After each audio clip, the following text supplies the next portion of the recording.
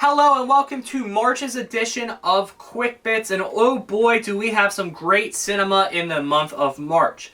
So without further ado, spoiler alert for these 5 films. Also, if you cannot see, I'm in a new location. This angle is probably not great because you can't, I don't know if you can see, you can't even see this. I have my ticket stubs here.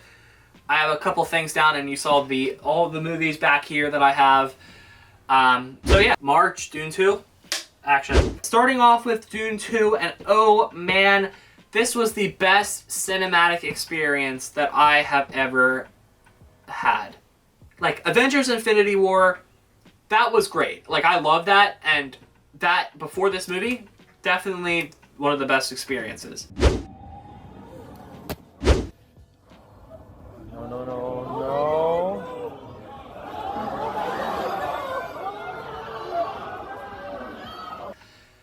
But oh my goodness, this was an absolute masterpiece.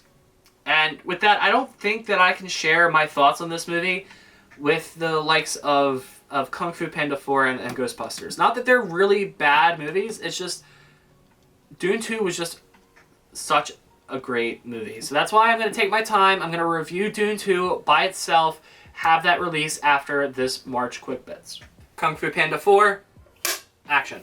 Starting off with Kung Fu Panda 4, let's talk about what didn't work. There were a couple of Kung Fu Panda name drops in this movie that were very out of place. Like, we have never heard of Poe's nickname before. We've never heard conversation about Poe being the Kung Fu Panda before. So this made me feel like there was some fan service that wasn't needed. I also didn't understand Zhen. I think it's Zhen instead of Shen. Shen, S-H-N, was, I think, the villain. Zhen, Z-H-E-N. So I also didn't understand Zhen's sudden switch of character. Like, one moment she was helping out the chameleon, and then, like, that next moment she's helping out Poe. I mean, I feel like it would have been way better if the switch was on screen, but that's just me. Apparently this movie's budget was significantly less than the other movies, so some things had to drop in quality. One of those things was the animation. Like, the animation was good. I mean, it wasn't bad, but you could just tell that something was off. The big knock on this movie is that some of the actors didn't return. Actually, most of the actors didn't return. No Angelina Jolie, no Jackie Chan, Seth Rogen, no David Cross, no Gary Oldman, no J.K. Simmons, and I feel as though this made the movie more difficult to like for some reason. I don't know why. But those are the only couple things that were jumping out at me. But we can now talk about what worked. There were a lot of things that worked. The DreamWorks animation, the new DreamWorks animation logo at the start was really cool. I really enjoyed it. I really liked the chameleon. Really thought that it was a cool concept of a villain. The first 3 movies had all villains with brawn, except for the second movie, now that I think about it. But this movie made the villain more brains than brawn. I absolutely loved the bunny slave tavern thingy.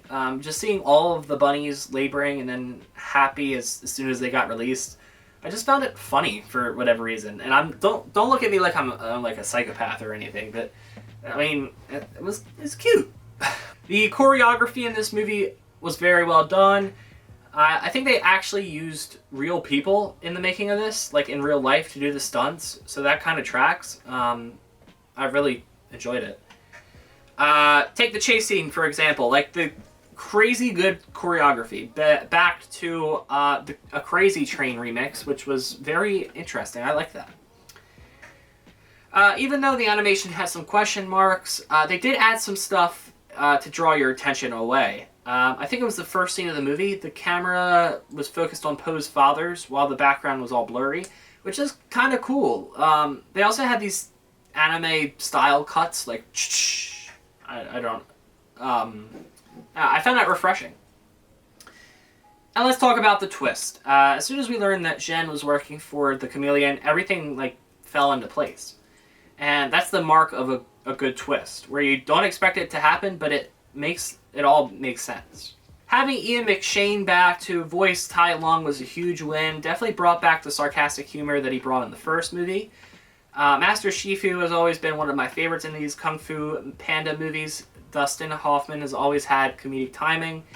Awkwafina Zhen was a really cool successor to Po, and I hope we see at least a TV series with her. Maybe not another movie, but I just really liked her character and how sly she really, really was. I loved the dad's dynamic throughout the movie. Bryan Cranston is always amazing, and James Hong may have been the funniest part of the movie, if not for Jack Black. The best thing about this movie, one of the few national treasures. As for the grade, I'm going to give it an straight 80, which is right behind Elemental and right above Migration. March, Roadhouse 2024. Action. Alright, next up is Roadhouse. Let's talk about what didn't work. At first, I didn't really know if I liked the fighting scenes. They just seemed to all blur together, and if you don't really know what's going on, it just happens so quick. But then I watched them again, and we'll get into what I thought afterwards. The truck scene where Dell is trying to run over Dalton just felt a little out of place for me.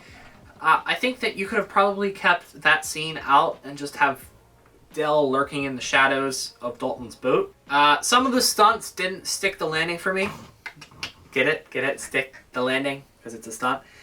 There was a lot of catapulting people that I don't know. I don't know how it looked on camera. I don't like it. It almost looked like it was like intentionally sped up. There were a few ends that probably needed to be tied. For example, Knox just like snapping Brandt's neck was just entirely unexpected. Like, his character would probably do that because, well, I mean, Knox is crazy, but I wish they built up more of the relationship where Knox was getting tired and annoyed of Brandt talking. Same thing with, like, Ellie's dad and Dalton. Like, a couple minutes earlier, her father was like, I can't do the accent, but he's like, I'm gonna kill you. You're a bad guy because I'm also a bad guy. Okay. So yeah, a couple minutes earlier, he was about to kill Dalton, but then at the end, he just lets him go. And while I get that Dalton saved his daughter, I just wish there was a little bit, just one line. I could have just said, thank you for saving my daughter. And then Conor McGregor, we're gonna table side him, put him on a table somewhere, sidebar, for Conor McGregor. Just remember it though. But for now, let's talk about what worked. I really did enjoy this more modern take. Stuff like the Florida Keys and an actual UFC fight, like, it really sold it for me. In the first 20 minutes, you could tell that this was definitely going to be a darker take on Dalton, and let me tell you, I was impressed. He really reminded me of a super dark Jack Reacher. Starting the movie off with him in an underground fight club, refusing to get taped up, dark. Then to cut him just eating a knife in the stomach, dark.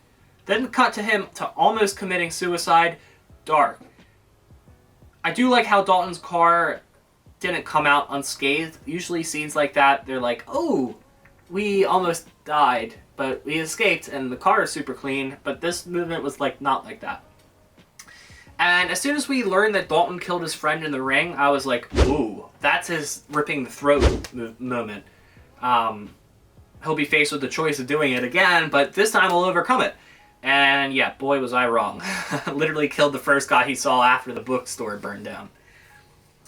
There were a couple Easter eggs that I caught. There was a Double Deuce restaurant right next to the bookstore. Jake Gyllenhaal's tattoos were an homage to Patrick Swayze. I haven't figured those out yet, and nor am I, but I saw an article like that. Dalton always sat at the corner of the bar, just watching on day one. And that is literally what Patrick Swayze's Dalton did as well. And they even had the line where they were in the hospital, and they're like, no one ever wins a fight. I also liked how the original movie was more action. This movie had kind of a more a plot based. Like I said earlier, at first I didn't really like the fighting. It was really all too fast and a blur, but as time went on, I came to enjoy them. The punches were so fast because in a fight, those punches, they come in super fast.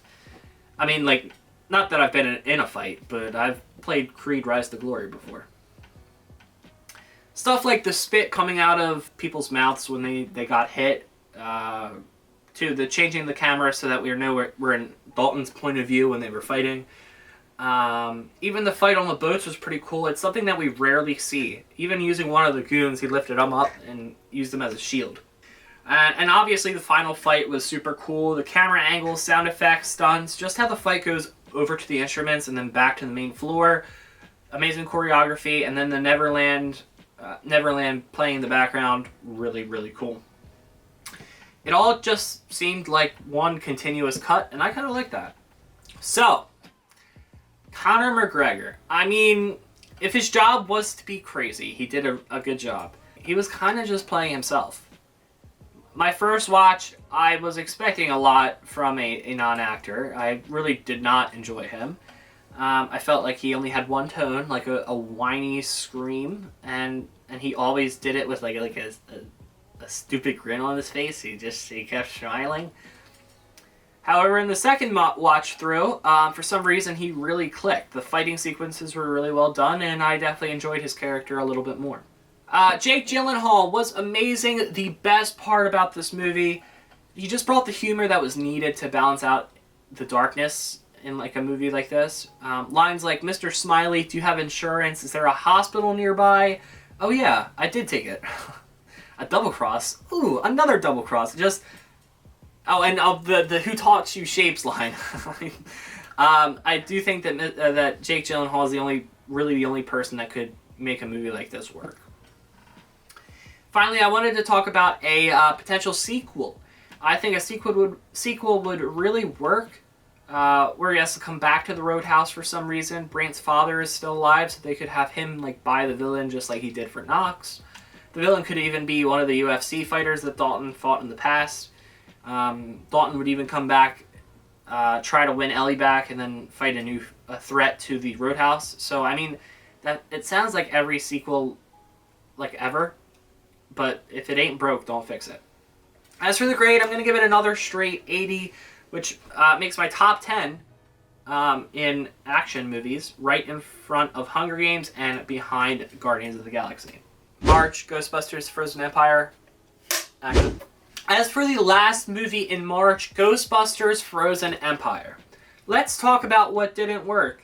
I feel like every Ghostbusters movie ever is like, no more Ghostbusters.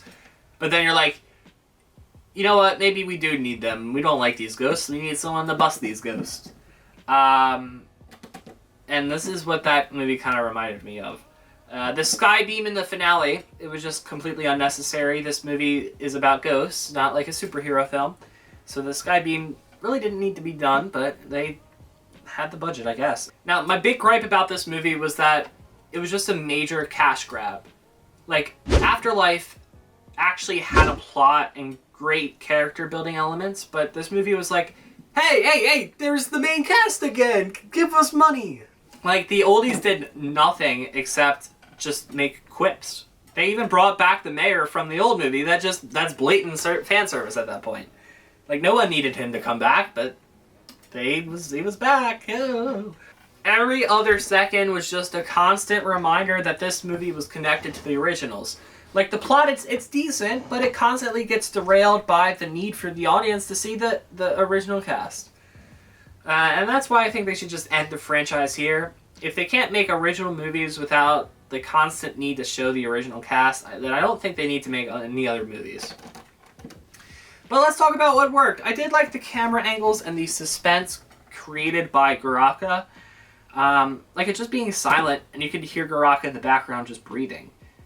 Just him being able to freeze the lasers of the Ghostbusters, just a kind of a cool ghost, not gonna lie.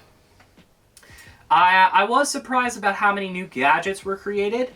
Plus, they were useful. Like the drone trap, for instance, just a really cool addition. Patton Oswalt. How can you not love this guy? He really plays the line between super, super excited and super, super nerdy. Finn Wolford, well, he was just kind of there. He didn't really do much. McKenna Grace as Phoebe was really just the heart of this movie. One of the few bright spots.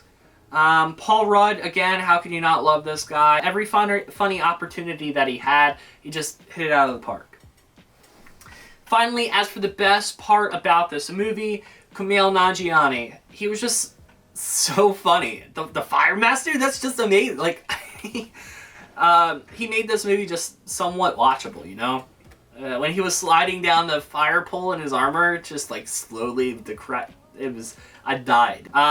As for the grade, I'm going to give it a 68. Which is the same grade for Transformers Rise of the Beasts, but I do think it is a slightly better movie than that movie. So yeah, that was all of the movies that I watched in March, with the exception of Dune 2. But yeah, we're going to start with the top movies for the grades. Nothing changes here yet, but I can almost guarantee Dune 2 will be somewhere on that list. Roadhouse sneaks into the top 10 of the action category, right behind Guardians of the Galaxy Volume 3 at an 80. And then Ghostbusters Frozen Empire gets added to the second page of the action category at a 68. And then finally, Kung Fu Panda slides in at an 80, right behind Elemental in the animation section. Next month, April. I'm thinking of seeing Monkey Man, The First Omen. That's it. There's only a couple movies out in April. So I guess you'll see a review of those as well as Dune 2 in the near future. So thank you guys. Leave a like and subscribe if you have not already, and I will see you guys later.